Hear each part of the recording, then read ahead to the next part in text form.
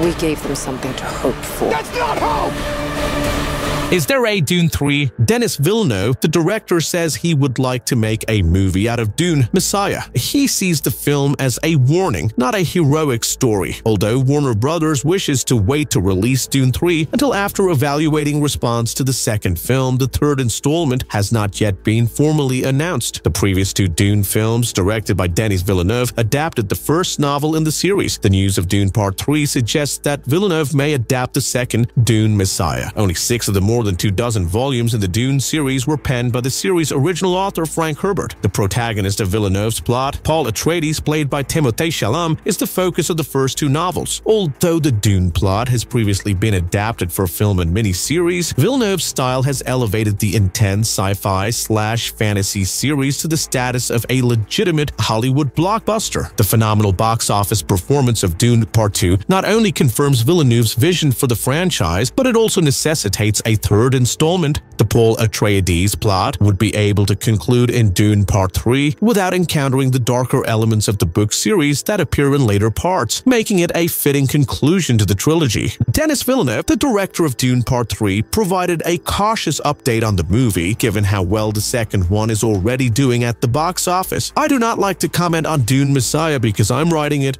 and when I'm writing I love to shut up because it's a very delicate time," said the visionary Oscar-winning director, giving some indications about his plans for Dune 3. In addition to confirming that Frank Herbert's Dune Messiah will be addressed in Dune Part 3, Villeneuve disclosed that Dune Messiah is barely an embryo. Although Villeneuve is keen to develop Dune as a trilogy, Warner Brothers has not formally announced Dune Part 3. Nevertheless, Dune Part 2 has received such a fantastic reception that Warner Brothers will probably approve the film sooner rather than later. Right now, the talk is about Timothée Chalamet winning an Oscar. Will Timothée win an Oscar for Dune 2? Although Timothée Chalamet was not present at the Oscars this year, he stands a good possibility of taking home a prize the following year, albeit for a different kind of leading role than that in his most recent movie Dune Part 2. Dune 2 is a box office hit and critics are praising the movie. Also, there are talks about Timothée reprising his role in Dune 3. The majority of the cast of Dune Part 3 may still be made up of performers from the first two movies, even though the events of the novel take place 12 years after those in the first Dune novel. In order to complete his amazing arc, Timothée Chalamet is anticipated to return as Paul Atreides, and Zendaya will have to reprise her role as his Fremen love, Chani. Furthermore, Florence Pugh's Princess Irulan will also have to return because the plot of Book 3 revolves around her emotional journey. Anya Taylor-Joy was cast as Paul's sister Aelia in Dune Part 2, a casting surprise. But to make up for Aelia being only a baby in the last moments of Frank Herbert's Dune, Taylor-Joy shows up as a vision of Paul's sister from the future. Even while Aelia has the mind of an adult, she is still a tween at the time of the story's events. Therefore, this role will still provide problems for Dune Part 3. It's uncertain if Taylor-Joy will carry on with the part. By the time Dune Messiah opens, Paul Atreides is the emperor of the known world, not just a messiah-like figure imagining the future. His devoted followers become extremely fervent in their religious fervor as a result, calling for a battle that will claim billions of lives. Paul, armed with a strong grasp of his ancestors' memories and future visions, works to stop mankind from destroying itself while evading assassination attempts by envious royal houses. The only person who can maintain Paul a monarch is Princess Irulan, who is his consort. However, she opposes Paul and even tries to stop Chani from bearing him an heir because Paul won't let Irulan bear his children. The lesson of blind faith is a recurring theme in all of the Dune books, and Dune Part 3 is one of the most significant installments in the Dune canon. Are you a science fiction reader, and have you ever thought about how Dune had impacted the science fiction genre? The popularity of both Dune Part 2 and its predecessor has brought the property back into the public eye. Many viewers were reminded by this of the science fiction influence of Frank Herbert's Dune novels. Star Wars is the most obvious similarity, but there is another science fiction series that tells the story of the battle for spice on Arrakis. The Avatar series by James Cameron is as much a work of pure cinematic art as it is a magnificent experience. There have been parallels drawn between it and works such as Dances with Wolves and even the animated movie Fern Gully due to its lush backdrop and environmentalist themes. Though Denis Villeneuve's film adaptations of the Frank Herbert novels and especially Dune have a more nuanced treatment of these issues, Dune nevertheless has the greatest thematic DNA. A seminal work of science fiction, Frank Herbert's Dune was published in 1965. The historical battles in the Caucasus region and Middle Eastern culture served as inspiration for Dune, which was more than just an outer space adventure. Themes like colonialism, imperialism, religious fundamentalism, and other ideas that are still important in modern culture were included. Specifically, the first protagonist, Paul Atreides, isn't your usual chosen one hero. In fact, Paul's ascent to prominence serves as a warning. Even though the series was grim, it served as an inspiration for many other science fiction series, including A Certain Galaxy Far, Far Away. Compared to Dune, Star Wars was considerably more of a conventional good versus evil narrative with few gray areas. Still, George Lucas owed a great deal to Isaac Asimov's foundation and Dune. This was evident in the original Star Wars trilogy, where specific planets and situations were placed, as well as in ideas like the Force. It's also among the first significant science fiction plots featuring a pseudo-native versus Vader theme. These concepts are what bring it so close to Avatar's subsequent work. As you can see, everyone is talking a lot these days about imperialism and how it affects society. However, Dune addressed imperialism in a way that only Avatar had previously done. For example, from day one of his presidency, one of Donald Trump's mantras has been America First, similar to the plot of Dune. In Dune, Paul Atreides and his mother, Lady Jessica, were saved from certain death by Baron Vladimir Harkonnen's schemes and adopted by the Fremen of Arrakis. After Paul picks up their methods, the Fremen eventually recognize him as their mythical messiah, Lisan al-Gaib. He gathers the Fremen to launch an attack against the Harkonnens and Padishah Emperor Shaddam IV, taking advantage of this position. Additionally, they stop producing Arrakis' native resource melange, which is essential for space exploration. Fremen Chani, a native whom he also courted, ends up being his concubine and the mother of his offspring. Like the bond between Jake Sully and Neytiri, only with more meat on the proverbial bones in Dune.